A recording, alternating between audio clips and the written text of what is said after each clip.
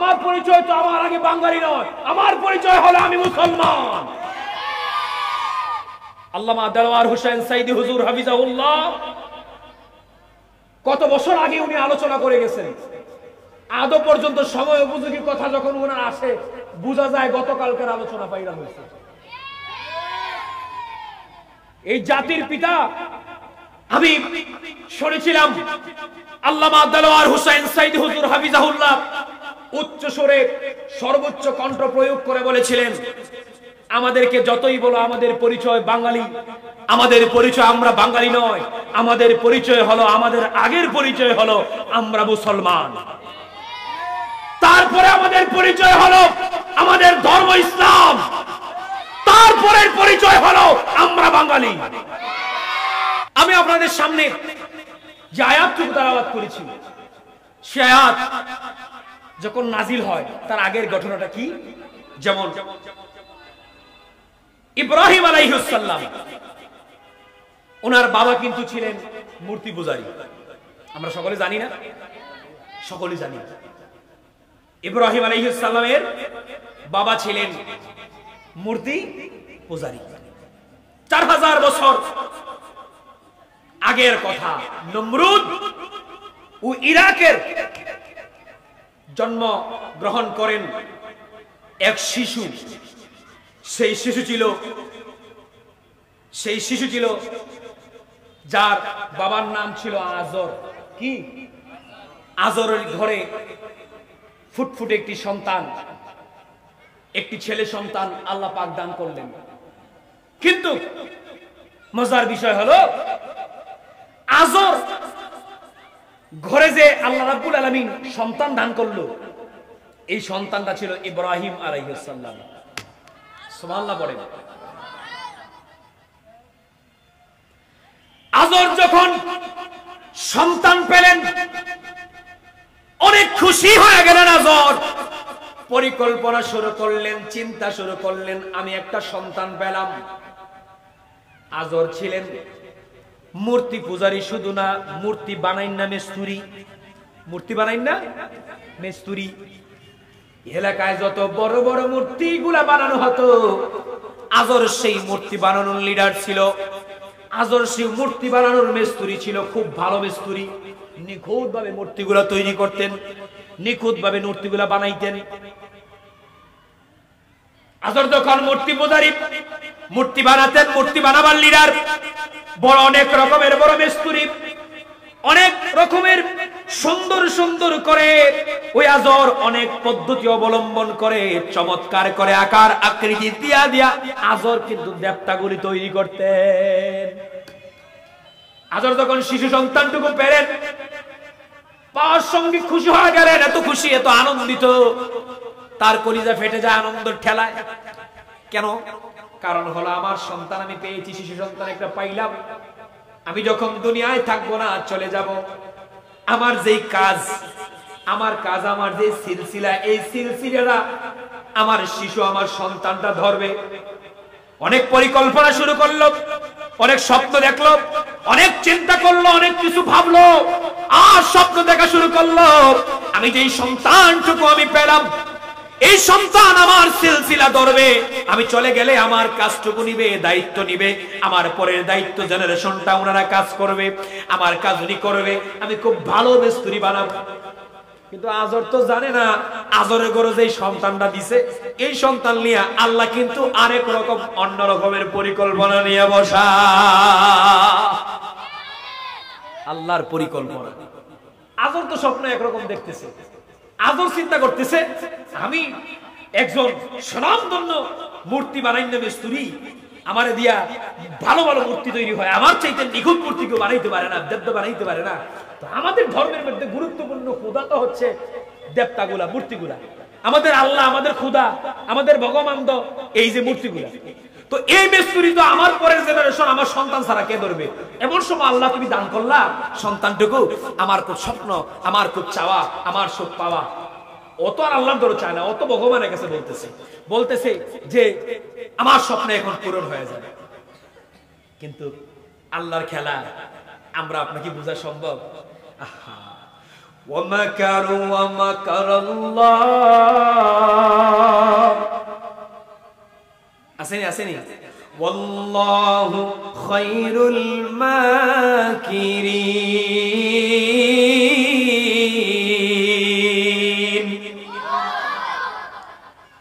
তুমি যতই স্বপ্ন দেখো, তুমি পরিকল্পনা করো, তুমি যত রকমের চিন্তা করো, তুমি যাই করো, কিন্তু আমার আল্লাহ রাব্বুল আলামিনের পরিকল্পনা, আমার আল্লাহ রাব্বুল আলামিনের কৌশল বোঝার ক্ষমতা আমার তোমার কারো নাই। বলেন কে? জোরে বলেন কে? আল্লাহ বলেন ওয়া মাকারু ওয়া মাকারাল্লাহ ওয়াল্লাহু খায়রুল মাকিরিন। আমি আল্লাহই তো উত্তম পরিকল্পনাকারী, আমি আল্লাহর চাইতে পরিকল্পনাকারী কেউ নাই। আমি আল্লাহই তো কৌশল অবলম্বনকারী, আমি তো কৌশল অবলম্বন করি। তোদের কৌশল অবলম্বন আর আমার কৌশল অবলম্বনের মধ্যে পার্থক্য আছে। আর মূলত অরিজিনাল ভাবে, পিওর ভাবে যদি বলতে চাই, তাহলে আমি আল্লাহ ছাড়া তো অরিজিনাল কৌশল অবলম্বনকারী কেউ নাই। আছে ভাই? আছে? আল্লাহ ছাড়া আছে? এখন আপনি চিন্তা করলেন একটা, স্বপ্ন দেখলেন একটা, কিন্তু আল্লাহ পাক বলছেন আমি তো আরেক চিন্তা, আমি তো আরেক কৌশল করে রাখছি। আল্লাহর পরিকল্পনা তো আমি আমার ইব্রাহিমকে আমি নবী বানাবো। সুবহানাল্লাহ পড়বেন না? আল্লাহ রাব্বুল আলামিন সেই ইব্রাহিমকে, আল্লাহ রাব্বুল আলামিন আল্লাহর পরিকল্পনা অনুযায়ী ইব্রাহিম আলাইহিস সালাম বড় হতে থাকলো। যখন বড় হতে থাকে, ইব্রাহিমের একটা গুণ ছিল, ইব্রাহিম আলাইহিস সালাম সব সময় যুক্তি ছাড়া কোনো কিছু বুঝতে চাইতেন না।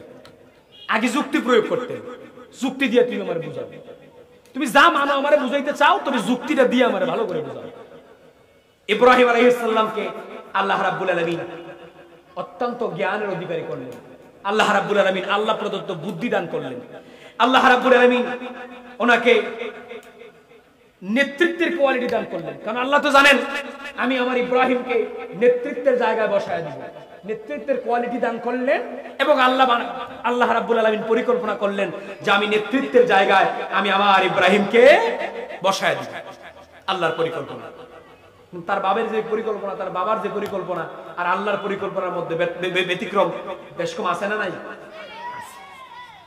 ভাইরা আমার বন্ধুরা, সেই স্বপ্ন তো দেখতেছে ইব্রাহিম আস্তে আস্তে বড় হইতেছে।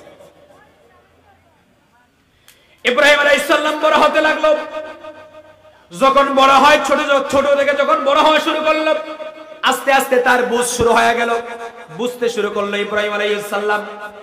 বুঝতে দেখলো তার বাপ তো তেমন সুবিধা না, কি এক মূর্তির পূজা করে, দেবতার পূজা করে, দেবতারে ভগবান বলে মানে, দেবতারে তার খোদা বলে মানে, দেবতাকে তার ভাগ্যের মাত্র করে মানে, দেবতা ছাড়া থেকে কিচ্ছু বুঝে না, তার দেবতা মূর্তি ছাড়া তার আর কিছু মনে করে না, কিছু বুঝতেও চায় না।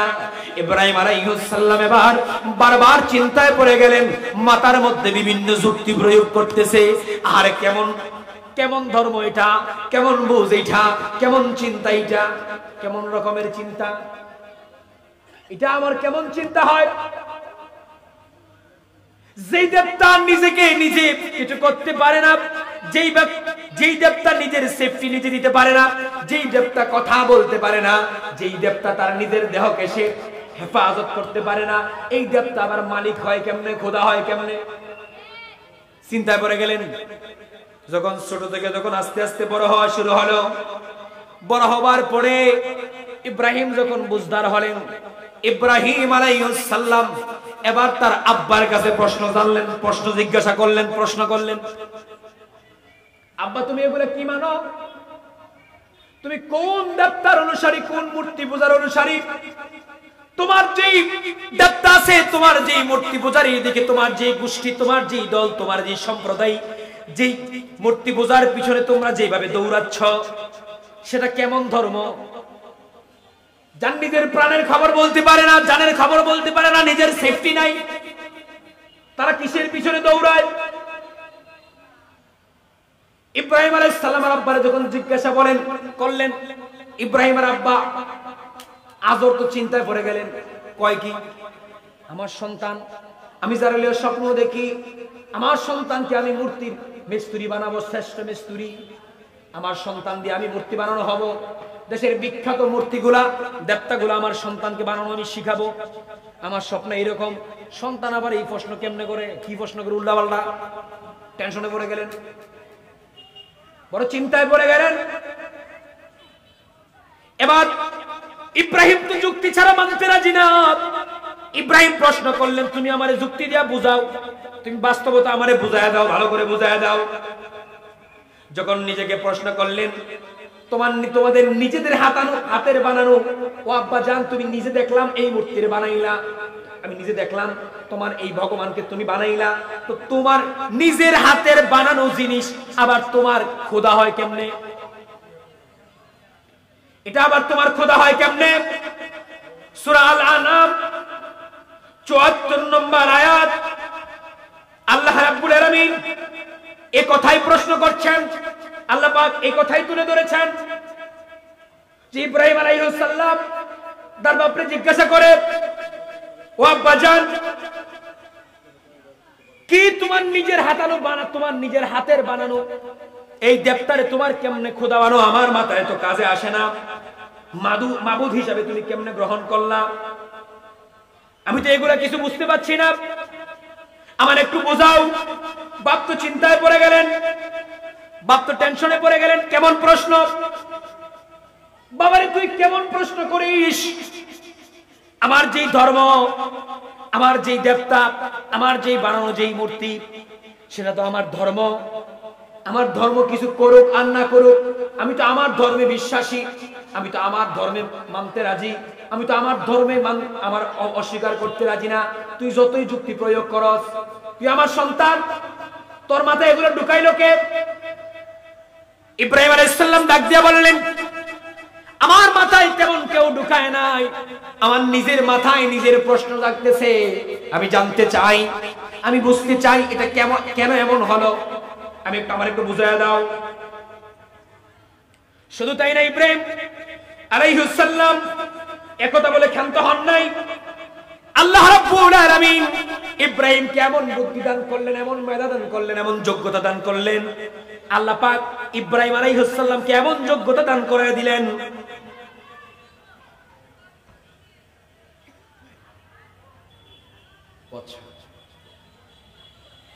তো ইব্রাহিম আলাইহিস সালাম যখন প্রশ্ন করলেন, ইব্রাহিম আলাইহিস সালামকে যখন জিজ্ঞাসা করলেন, তখন ইব্রাহিম আলাইহিস সালাম যখন তার বাবাকে প্রশ্ন করলেন, তখন অবাক হয়ে গেলেন, চিন্তায় পড়ে গেলেন, আশ্চর্য হয়ে গেলেন।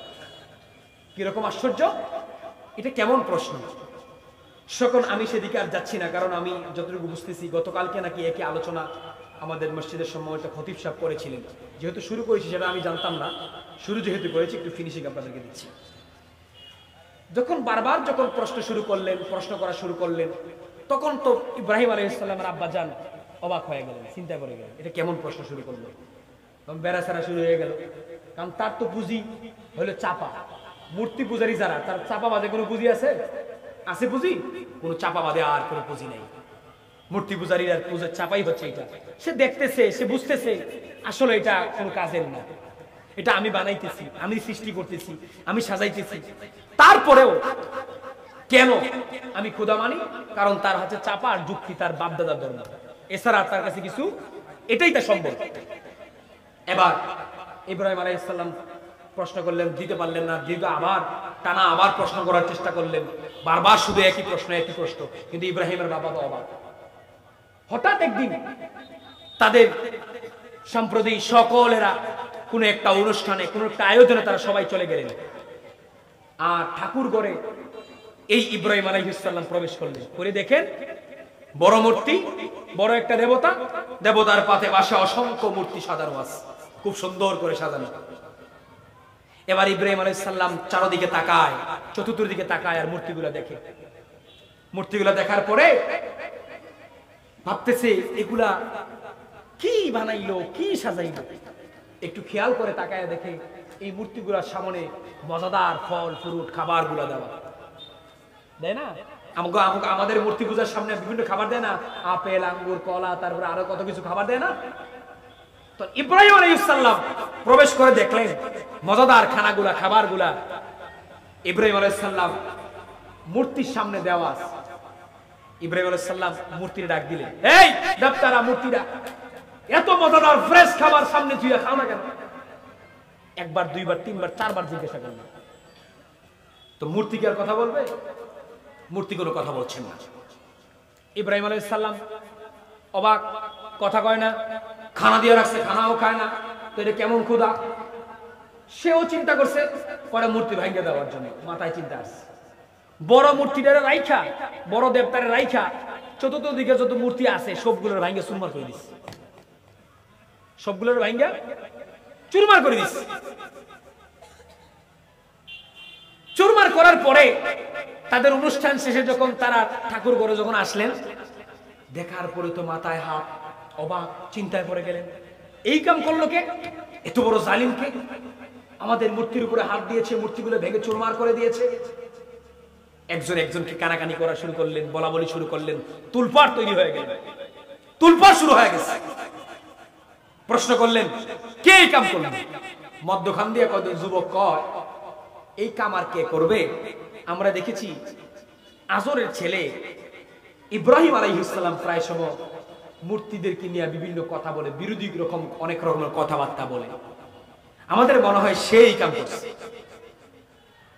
ডাকা হলো ইব্রাহিম আলাইহিস সালাম, ঠাকুরগাঁয়ে তাদেরকে ডাইকা খবর করে ঠাকুরগাঁয়ে আনলেন। ঠাকুরগাঁয়ে আইনা সামনে রেখে প্রশ্ন করলেন, ইব্রাহিম আলাইহিস সালামকে জিজ্ঞাসা করলেন, ইব্রাহিম তুমি এইগুলো কে করছো? বলো, আমি কেন বলবো? তুমি ভাঙছো এগুলা? ইব্রাহিম আলাইহিস সালাম চিন্তায় পড়ে গেলেন। ইব্রাহিম আলাইহিস সালাম আবার চিন্তা করতে লাগলেন, এখন তো সুযোগ পাইলাম, আমি তো সব মূর্তিগুলি ভাঙলাম, একজন দেবতা তো আমি ভাঙি নাই। এখন পর্যন্ত যেই বড় যেই দেবতাটা আছে, এই দেবতাটা এখনো দাঁড়ায় আছে। ওনাদেরকে বললেন, শোনেন, আপনাদের দেবতা কে ভাঙলো, মূর্তি কে ভাঙলো, আমারে জিজ্ঞাসা করেন কেন? আপনাদের দেবতাদের যে লিডার, যেই নেতা, সবচেয়ে বড় যেই দেবতা, এটা তো দাঁড়ায় আছে। সকলে মিললেই দেবতারে ধরেন, তারা জিজ্ঞাসা করেন, জোর দেন, তুই বলা লাগবে। বলতে বলেন কারা ভাঙছে?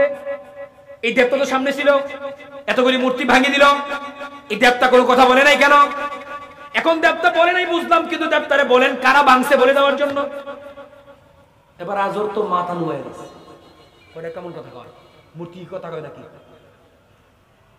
তুমি জানো না মূর্তি নাকি কোনো কথা কয়, দেবতা নাকি কোনো কথা কয়? তাদের কি জান আছে? ইব্রাহিম আলাইহিস সালাম বললেন, তো তাদের জান নাই, কথাও কয় না, বুঝেও না, লগে দিয়ে তুই ভাঙ্গে ফেলাই দিল, এটাও বলতে পারে না, তো তারা ক্ষুধা হয় কেমন? ইব্রাহিমের বাবা আজর তো ঘুরে ঘুরে তার একই প্রশ্ন, যেখানে আছে ঘুরে ঘুরে একই প্রশ্ন, ব্যাপার কি? কি শুরু করেছো তুমি? কি বলতে চাও তুমি? তখন ইব্রাহিম আলাইহিস সালাম বলেন, শোনেন, শোনো, তোমাদের যেই নিজের বানানো যে দেবতা, নিজের বানানো যে মূর্তি, এগুলা কখনো খোদা হতে পারে না, এগুলা কোনো মালিক হতে পারে না, এগুলা কোনো আল্লাহ হতে পারে না, এগুলা কখনো তোমাদের মালিক হইতে পারে না, কারণ তোমরা ওদের মালিক, কারণ তোমরা নিজেরা ওদেরকে বানাইছো। ইব্রাহিমের বাবা আরজ বললেন, না, তোমার উল্টা পাল্টা কথাগুলি বন্ধ করবে কিনা, তোমার এইসব চিন্তা ধারণা গুলা, লালন গুলা বন্ধ করবে কিনা, এই চিন্তা থেকে বের হয়ে আসবে কিনা বলো। যদি এগুলা থেকে না এসো, এই চিন্তা থেকে যদি তুমি বাইর হইতে না পারো, এদিক থেকে যদি তুমি মুখ ফিরে আনতে না পারো, শুনে রাখো, আমি বললাম তোমারে পাথর দিয়া, পাথরের আঘাতে তোমারে ক্ষত বিক্ষত করে ফেলবো, পাথর মেরে মেরে তোমাকে আমি হত্যা করে দুনিয়া থেকে বিদায় করে দিব। নাউজুবিল্লাহ। ইব্রাহিম আলাইহিস সালাম এক কথায় অটুট রইলেন, একই কথায় অটুট না। যত পাথরের ভয় দেখাও, যত রকমের ভয় দেখাও না কেন, লাভ নাই, কোনো ফায়দা নাই, কারণ আমার এই সকল রকমের ভয় দেখায়া তুমি আমারে ফিরে আনতে পারবা না, কারণ এক আল্লাহ ছাড়া, এক মালিক ছাড়া, এক রব্বুল আলামিন ছাড়া এই জগতে আর কেউ মালিক হতে পারেন না। তোমার বানানো মূর্তি তোমার কখনো মালিক হতে পারে না, তোমার মালিক হলেও আমি নিজে ইব্রাহিমের মালিক কখনো মূর্তি হতে পারে না। একেবারে সংক্ষেপে শেষ করছে। এবার তো ইব্রাহিমের পাশের যেই লোকেরা তারা মেজাজ গরম, টেম্পার তো গরম হয়ে গেছে, সকলেরা ঘাও করলো, ধরলো, ধরে আবার মন্ত্রীর কাছে নিয়ে গেলেন। ওই সময় মন্ত্রী ছিলেন কিনা, রাজার কাছে নিয়ে গেলেন। রাজা ছিলেন নমরুদ, দেশ চালাইতেন, রাষ্ট্রনায়ক ছিলেন। যখন ওনারা সবাই ঘাও করে নিয়ে ধরে ওই জায়গায় নিয়ে ধরলেন, ধরার পরে নমরুদের সামনে নিয়ে পেশ করলেন। নমরুদ যখন সামনে গেলেন, ইব্রাহিম সামনে গেলেন, নমরুদ জিজ্ঞাসা করলেন, তোমার প্রভুকে, তোমার রবকে? ইব্রাহিম আলাইহিস সালাম ডাক দিয়ে বলেন, আমার রব হলেন আল্লাহ। আমার এক আল্লাহ ছাড়া তো আর কোনো রব নাই, আমার আল্লাহ ছাড়া তো আর কেউ নাই। আমার রব তো তিনি, যিনি আমাকে মরণ দেন, তিনি যিনি আবার জীবন দেন, যিনি জীবনকে দান করেন, আবার যিনি আবার মরণকে দান করেন, মরণ দিয়ে দেন, উনি হচ্ছেন আমার রব। নমরুদ ডাক দিয়া বলেন, না না, তোমারটা ভুল। তোমার রব, তুমি যেই কথাটা বললাম, যিনি মরণ দেয়, যিনি জীবন দেয়, সে যদি তোমার রব হয়, তাহলে আমি তো তোমার রব। নাউজুবিল্লাহ পড়বেন না? কয় তাহলে আমি তো তোমার রব, কারণ আমি জীবন দিতেও পারি, জীবন নিতেও পারি। ইব্রাহিম তো যুক্তিতে বিশ্বাসী। ইব্রাহিম প্রশ্ন করলেন, তুমি যদি জীবন দিতেও পারো, জীবন নিতেও পারো, তাহলে আমারে দেখাও, বুঝাও কেমনে। এবার নমরুদ তার কয়েদি দিয়া দুই আসামিকে আনলেন, সাজাপ্রাপ্ত আসামিকে আনলেন। একজন তার সামনে রেখে একজন আসামিকে মৃত্যুদণ্ড দিলেন, সঙ্গে সঙ্গে কয়েদি দ্বারা তারে মৃত্যুবরণ করায় দিলেন, মেরে ফেললেন। আর আরেকজনকে তারে একবারে খালাস করে দিলেন। নমরুদ কয় যে দুইজন ব্যক্তির মধ্যে একজনকে আমি বাঁচায়া দিলাম, আর একজনকে আমি মেরে দিলাম, মানে তারে আমি জীবন দান করলাম, আরেকজনকে আমি মেরে ফেললাম। তার মানে তোমার কথা অনুযায়ী আমিও জীবন দিতে পারি, আমিও তোমার জীবন নিতে পারি। নাউজুবিল্লাহ। ইব্রাহিম আলাইহিস সালাম এখানে ক্ষান্ত হলেন না। এবার ইব্রাহিম আলাইহিস সালামের কথাটুকু সূরা মারইয়ামের মধ্যে সুন্দর করে ফুটে উঠেছেন। ইব্রাহিম আলাইহিস সালামকে প্রশ্ন করলেন, যদি তাই যদি পারো, তাহলে আমার এই জন্য দিনের বেলা, সকাল বেলা যেন সূর্য উদয় হয়, উদিত হয়। এই সূর্য তো আল্লাহ দক্ষিণ দিকে উদিত করেন, যদি পারো তাহলে দেখি তো দেখি সেই একই সূর্য আগামীকাল সকাল বেলা তুমি পশ্চিম দিকে তুলে দেখাও, উদিত করে দেখাও, দিনই শেষ করে আসবে। সম্ভব? নমরুদের কাছে সম্ভব? সে তো পড়ে গেল চিপায়, বলল ওর সাথে আর পারা যাবে না। মানতে রাজি না? বলল না, আমি মানতে রাজি না। একইবে সংক্ষেপে তখন এই ইব্রাহিমের জন্য, ইব্রাহিম আলাইহিস সালামের জন্য বিশাল বড় তার কর্মচারী দিয়া, তার কামলাগুলারে দিয়া অনেক বড় গর্ত তৈরি করলেন। গর্তের মধ্যে অগ্নিকাণ্ড, অনেক বিশাল ইতিহাসের করুণ কাহিনী। জীবনের সবচেয়ে কঠিন একটি পরীক্ষা ছিল সেই অগ্নিকাণ্ড। অনেক বড় গর্ত করে সে অগ্নিকাণ্ডের মধ্যে ইব্রাহিম আলাইহিস সালামকে জ্বালানোর জন্য, মারার জন্য প্রস্তুত করলেন। সড়ক করলেন, চতুর্থ পাশ দিয়ে সড়ক ঘুরে ঘুরে উপরে তক্তার উপরে রাখা ইব্রাহিম আলাইহিস সালামকে উপরে গর্তের উপরে রাখলেন। আর চরক ঘুরাইলে সেই চরক আবার ইব্রাহিম আলাইহিস সালাম নিচে নামবেন, এমন পদ্ধতি করলেন। উপর থেকে তারা শাস্তি দিয়া দিয়া আগুনের মধ্যে নিক্ষেপ করবেন। এবার চরক ঘুরতেছে না। চরক ঘুরে না কেন? কারণ আল্লাহ রাব্বুল আলামিনের ফেরেশতারা এই চরকের পাকার মধ্যে, চরকের যে ঘুরবে যে বিয়ারিং গুলোর মধ্যে বিভিন্ন ফেরেশতাগণেরা আইসা আক্রমণ করে আছে, ধরে রাখছে। এবার চরকের যেই চাক্কাগুলা সেগুলো ঘুরতেছে না, বারবার ট্রাই করে। এবার শয়তান আয়া ইব্রাহিম আলাইহিস সালামকে যুক্তি প্রদান করলেন, সে একটা বুদ্ধি দিলেন। তুমি এক কাজ করো, এখানে কিছু উলঙ্গ নারী তারপর বেহায়া নারীগুলারে আনো, আইন অপকর্ম করাও, তাহলে দেখবে ফেরেশতা থাকবে না, হয়ে যাবে। তখন ডাকলেন নগ্ন মেয়েগুলাকে আইনা, নগ্ন অবস্থায় এক পরিবেশে, খারাপ নোংরা পরিবেশে আইনা নাচ গান করানো শুরু করলেন। ফেরেশতারা থাকতে পারলেন না, ফেরেশতারা চলে গেলেন। এবার নমরুদ যখন তাদেরকে দিলেন, তখন চরক ঘোরা শুরু করলেন। যখন ফেরেশতারা চলে গেলেন, এই চরক ঘুরতে ঘুরতে আগুনের মধ্যে যখন ইব্রাহিম আলাইহিস সালাম পড়ে যাচ্ছেন সে মুহূর্তে নমরুদ ওই যে নারীরা যারা নাচ্চা গাইয়া গেল তাদের প্রতি এত খুশি হলেন, রাষ্ট্রীয় সম্মাননা দেওয়ার জন্য তাদেরকে ওই সময়ের ভাষায় তাদেরকে কপালের মধ্যে, আমরা এখন টিকলি দিলে টিকলি এই টিকলি কিন্তু এখান থেকে আসছে, তাদেরকে সম্মানিত রাষ্ট্রীয় সম্মাননা দেওয়ার জন্য, চিহ্নিত করার জন্য তাদের কাজ দিয়া তাদের যে উপকার হয়েছে এর জন্য তাদেরকে চিহ্নিত করার জন্য কপালের মধ্যে তাদেরকে টিকলি প্রদান করলেন চিহ্নিত করার জন্য। এই টিকলি কিন্তু আমরা মুসলমানরা পড়ি না, মেয়েরা পড়ে না, এই টিকলি কিন্তু ওইখান থেকে আসছে। এই টিকলি দিছিলেন কেন? চিহ্নিত করার জন্য তাদের দিয়া, এবং রাষ্ট্রীয় সম্মাননা দিচ্ছেন তাদেরকে রাষ্ট্রীয় সম্মাননা দিয়া টিকলি চিহ্ন দিচ্ছেন যে ওরা রাষ্ট্রীয় সম্পদ। আর ওই টিকলি দেখে এখন আমাদের ঘরে এসে টিকলি ঢুকে গেছে, চিন্তা করছেন? এবার যখন ঘুরতে ঘুরতে যখন ইব্রাহিম আলাইহিস সালাম যখন আগুনে পড়ে গেলেন, তখন আল্লাহ পাক জিব্রাইলকে পাঠালেন। জিব্রাইল এসে বলছেন কঠিন মুহূর্তে আগুনের মধ্যে তুমি পড়ে যাবা, স্বীকৃতি দিয়ে নাও, তুমি সাহায্য চাও। এক জবানে এক কথায় বলছেন, না, আমি তো স্বীকৃতি দিতে পারবো না, আমি তো এমন কোন মালিকের অনুগত্য করি না, এমন কোন মালিকের গোলামি করি না যে মালিক অন্ধ আমারে দেখে না। আমার মাওলাই কারীম, আমার মালিক ভালো মন্দ সব বুঝেন, সব দেখেন। এবার যখন ইব্রাহিম আলাইহিস সালাম ইব্রাহিম আলাইহিস সালামকে বললেন, ইব্রাহিম আলাইহিস সালাম মানতে রাজি না, বললেন আমি আমার এক আল্লাহ বিশ্বাসী।